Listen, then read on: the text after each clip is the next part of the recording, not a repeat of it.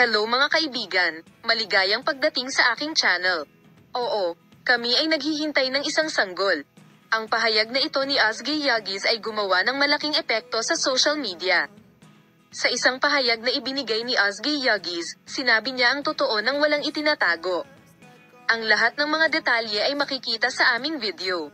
Bago lumipat sa aming video, huwag kalimutang mag-subscribe sa aking channel, i-like at ibahagi ang aking video. Si Azgay Yagis, isa sa pinakakilala at sikat na aktor ng Turkey, ay nanalo sa mata at puso ng publiko sa kanyang propesor sa pag-arte at pagganap sa Safir TV series. Sa mga huling yugto, nalutas ang mga misteryo tungkol sa proseso ng pagbubuntis ng kanyang karakter na si Feray sa serye. Ang magandang Azgay Yagis, na nakikibahagi sa nangungunang papel sa gwapong aktor na si Burak Berkay Akgul, sa wakas ay nagsiwalat ng katotohanan na sabik na hinihintay ng kanyang mga tagahanga. Oo, naghihintay kami ng isang sanggol. Ang katotohanang buntis si Feray ay malalaman sa lahat ng manunood sa inaabangang mga bagong yugto ng seryeng Safir.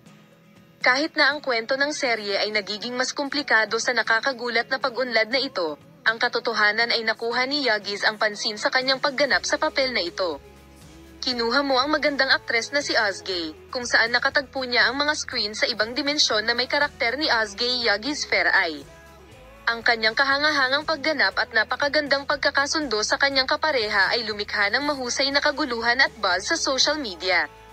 Kawili-wili at kapana-panabik para kay Azgay Yagis na tumugon sa mga paratang na nagkaroon siya ng pag-iibigan sa kanyang partner na si Burak Berkay Akgul. Ang punto kung saan siya ay nagpahayag na siya ay malapit na kaibigan ni Azgay Yagis Burak Berkay Akgul at nagbahagi ng taos-pusong pagbabahagi dahil sa kanyang tungkulin. Inamin niya na walang relasyon sa pagitan nila at ang kanyang puso ay pagmamay-ari pa rin ng Gökberk. Minamahal na mga manunood, sa ngayon, narito kami kasama ang Azgay Gökberk na balita sa maraming bagong video at bagong larawan. Magkita-kita tayo sa mga bagong video.